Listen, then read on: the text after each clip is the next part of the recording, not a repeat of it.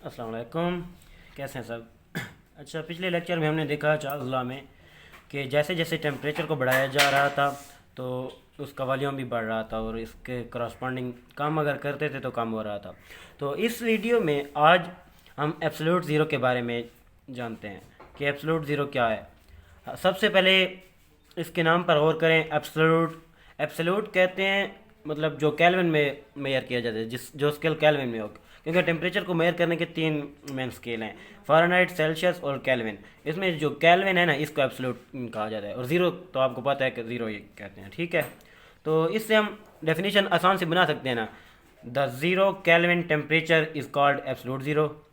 और हमें पता है कि टेम्परेचर इन केल्विन बराबर होता है temperature in Celsius plus 273 degree. तो इसको जब जमा करते हैं तो हमारे पास केल्विन में टेम्परेचर आ जाता है। चूँकि हमारे पास केल्विन तो ज़ीरो है, तो इसलिए हम जब इसको सॉल्व करते हैं तो हमारे पास सेल्सियस में कौन सी वैल्यू आती है टेम्परेचर की, -273 डिग्री सेंटीग्रेड। तो इस दूसरी डेफिनेशन में हम ये लिख सकते हैं ना, it is also clear that -273 degree centigrade is also called absolute zero. जहाँ तक समझ आ गई। ये तीसरी जो डेफिनेशन है, इसकी मैंने जगह इसलिए छोड़ी है कि जब हम डेरिवेशन इसकी करेंगे तो हमारे पास इसकी तीसरी डेफिनेशन आ जाएगी।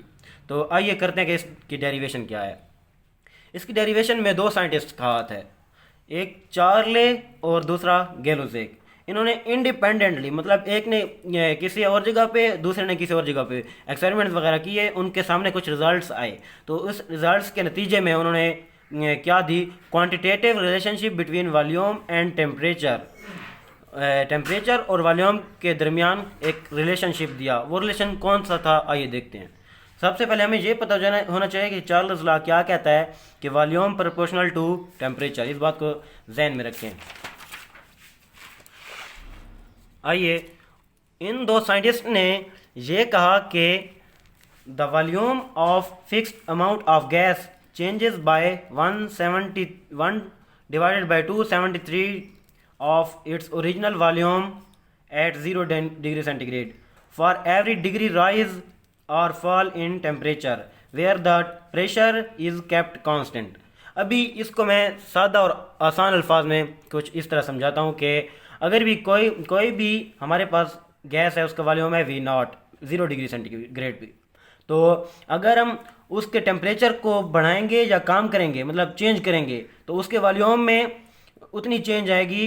वो जो V0 है उसके डिवाइड करेंगे 273 को, मतलब इतने टाइम्स उसमें चेंज आएगी उसके वॉल्यूम में।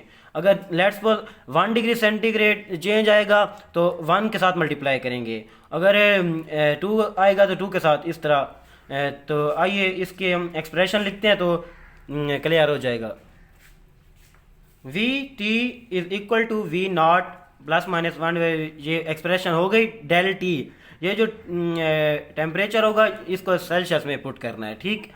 तो इससे V0 कॉमन ले जाए तो इसका इक्वेशन आएगी V0 is equal to V is equal to V0 into 1 plus minus del T divide by 273। ये इक्वेशन आ गई। अब हम इस इक्वेशन को इस तरह भी लिख सकते हैं ना, तो V is equal to V plus naught, ये इक्वेशन उसी तरह आ जाएगी। तो इसका मतलब क्या है, वो इसका मतलब यह कि कोई भी टेम्परेचर अगर हमारे पास आया हुआ है, मतलब चेंज जो हमने किया है, उसकी वैल्यू के ऊपर उसका वॉल्यूम कौन सा होगा, उसका वॉल्यूम होगा जो उसका वॉल्यूम था 0 डिग्री सेंटीग्रेड पर, उसके और उसके साथ जमा या माइनस करेंगे, वो जो तो टेम्परेचर पर डिपेंड करता है। इंक्रीज करेंगे तो प्लस लगाएंगे, अगर डिक्रीज करेंगे तो माइनस लगाएंगे, ठीक है। तो उसके साथ जमा करेंगे V0 divided by 273 times of उसका टेम्परेचर, मतलब। तो अभी हम ये देखते हैं कि आसान समझने के लिए V0 जो है ना, 0 डिग्री सेंटीग्रेड के ऊपर हम उसका वॉल्यूम ले लेते हैं, जो कि बराबर होता है 546 सेंटीमीटर क्यूब, और del T change in temperature, और V T new volume at any temperature जो हमें दिया गया होगा। तो इससे हम एग्जांपल्स को सॉल्व करते हैं। उससे पहले अगर हम इसी इक्वेशन में पुट कर दें V0 की वैल्यू, तो V T is equal to 546 plus minus 546 divided by 273 multiplied by del T. अभी इसको अगर हम कैंसल आउट करें तो ये 2 मरतबा इसके ऊपर ये इसका टेबल जाता है। तो इसलिए हम इससे इक्वेशन बना सकते हैं ना, शॉर्टकट ट्रिक कि V T is equal to 546 plus minus double of the change in temperature in degree Celsius. समझ आ गई? मतलब इसके वॉल्यूम में कितना इंक्रीज आएगा, जितना टेम्परेचर में इंक्रीज आएगा उसको डबल कर दें, तो उसको अगर हम ऐड कर देंगे तो वो नया वॉल्यूम हमारे पास आ जाएगा। अभी एग्जांपल करते हैं और भी क्लियर हो जाएगा। लेट्स सपोज एग्जांपल नंबर 1 ये है कि if temperature is increase from 0 degree to 1 degree, तो इसका चेंज कितना आएगा, 1 डिग्री सेंटीग्रेड टेम्परेचर का चेंज आएगा 1, तो वॉल्यूम का चेंज कितना आना चाहिए 2, मतलब 1 का डबल 2 है। तो आइए करते हैं, V T is equal to V naught plus में ये इक्वेशन लिख देंगे। तो टेम्परेचर की जगह यहाँ पर हमने 1 पुट करना है, ठीक है।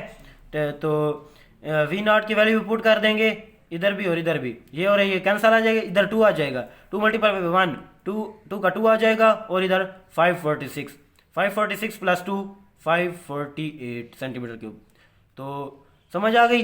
लेट्स सपोज करते हैं कि हमने टेम्परेचर को बढ़ा दिया 0 से 100 डिग्री सेंटीग्रेड तक, तो हमें पता है कि 100 का डबल क्या है 200, तो वॉल्यूम में चेंज कितना आना चाहिए 200। मतलब अगर पहले उसका 546 था तो अभी उसका 746 होना चाहिए। आइए देखते हैं क्या होता है कि ये 546 प्लस 2 मतलब 546 डिवाइड बाई 273, इनको कैंसिल करेंगे, 2 जवाब आएगा, ये मल्टीप्लाई हो रहा है 100 के साथ, तो 200 जवाब आ जाएगा ना, तो इसको सिंपली जमा कर देंगे, तो ये 546 प्रूफ हो गया। मतलब इधर डेल वी आ रहा था 2, इधर डेल वी आ रहा है 200।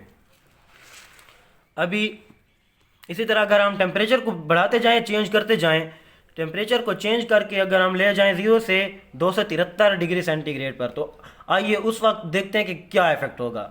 उस वक्त ये इफेक्ट होगा कि अगर हम फार्मूले में यहाँ पर पुट भी कर दें वी नॉट की वैल्यू, अगर अभी तक हम पुट ना भी करें, तो 273 क्रॉस ये टेम्परेचर की वैल्यू 273, ये कैंसिल आउट हो जाएंगे ना, तो इधर वी नॉट बचेगा, इधर भी वी नॉट, तो जो ये 2 वी नॉट के बराबर आ गया ना।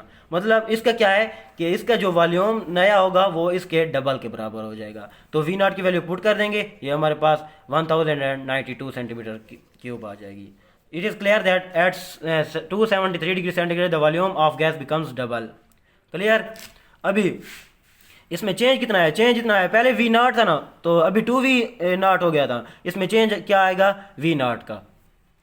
अभी हम देखते हैं कि अगर हम टेम्परेचर को कम करें तो हमने माइनस यूज़ करना पड़ेगा उस फार्मूले में। तो अभी हम देखते हैं कि अगर टेम्परेचर को हम 1 डिग्री फॉल करवाएं, तो 546 माइनस वी नॉट की यही value 546 divide by 273 multiplied by 1 degree centigrade.